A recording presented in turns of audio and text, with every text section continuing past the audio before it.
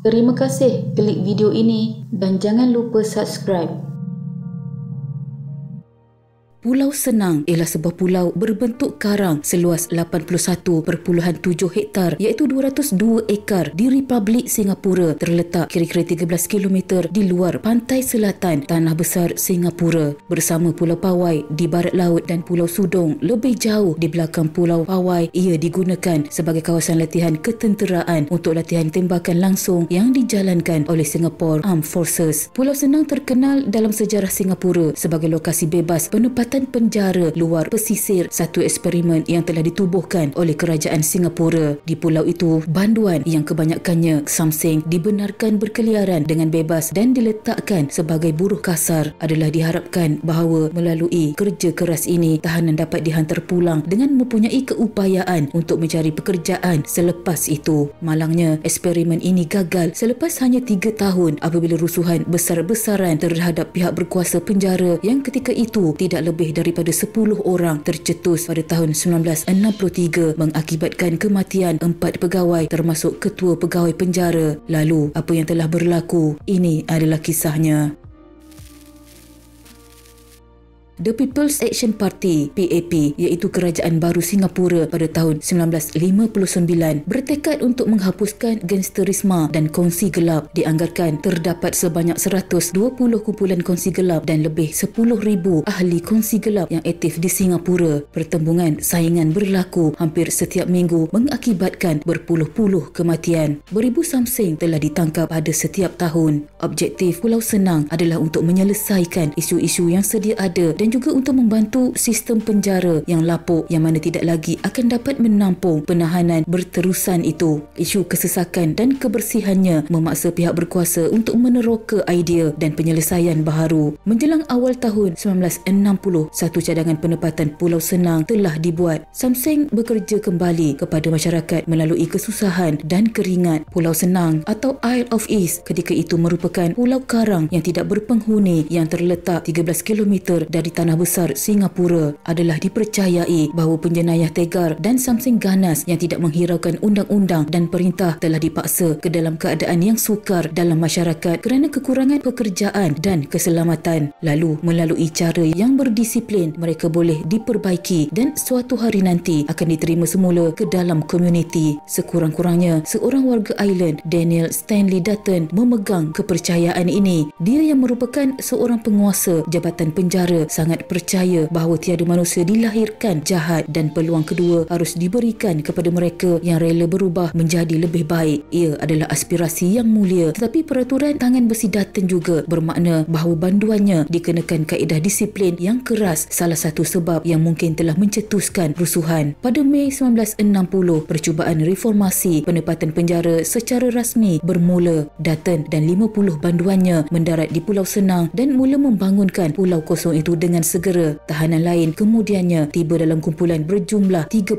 banduan. Dalam tempoh yang singkat, pulau itu yang tidak lebih daripada 227 ekar telah dijadikan pusat pemulihan yang serba lengkap dengan jalan raya, takungan, bengkel, ladang dan juga padang sukan.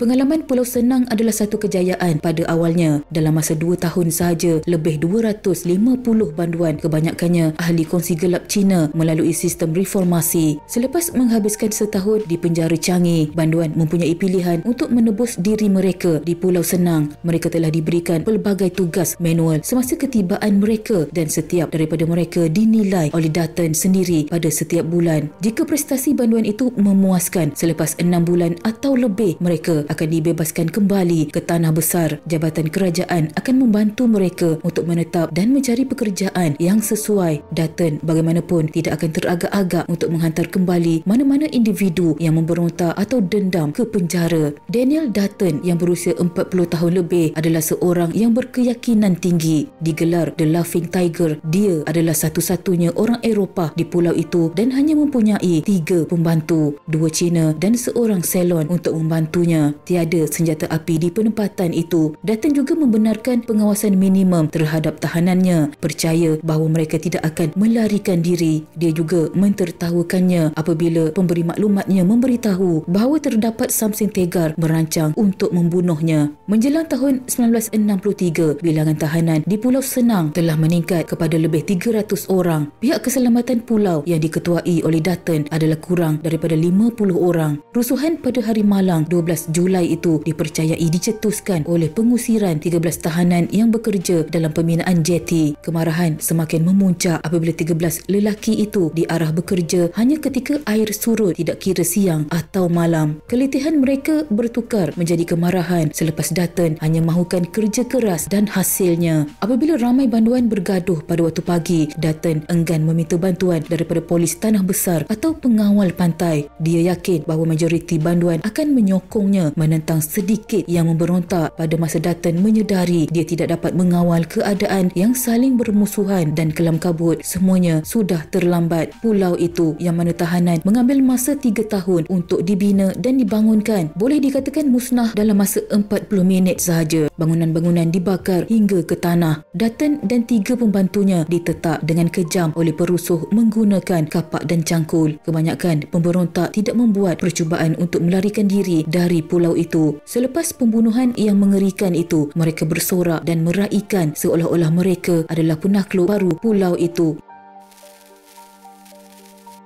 Ia adalah kali pertama dalam sejarah perundangan Singapura bahawa begitu ramai lelaki didakwa dan disabitkan pada masa yang sama atas kesalahan besar. Mereka adalah yang terlibat dalam rusuhan di Pulau Senang. Kes itu berlarutan sehingga 2 tahun. Pada Jun 1965, rayuan terhadap hukuman mati mereka telah ditolak oleh Majlis Kehakiman. Daripada 58 tahanan yang terlibat dalam rusuhan itu, 11 dibebaskan dan 29 dipenjara 2 hingga 3 tahun. Baki 18 orang termasuk Tan Keng An yang terkenal digelar Robert Black dan botak Chia Yofat telah digantung pada Oktober 1965. Eksperimen penempatan penjara di Pulau Senang akhirnya dianggap sebagai kegagalan. Siasatan dan kajian dijalankan untuk mengetahui punca, tetapi motif sebenar rusuhan masih tidak dapat dipastikan. Selepas kejadian itu, Pulau Senang diisytiharkan di luar sempadan. Ia mengambil masa bertahun-tahun sebelum pulau itu ditukar menjadi tempat latihan tembakan langsung Singapore Armed Forces bersama dengan Pulau Pawai dan Pulau Sudong.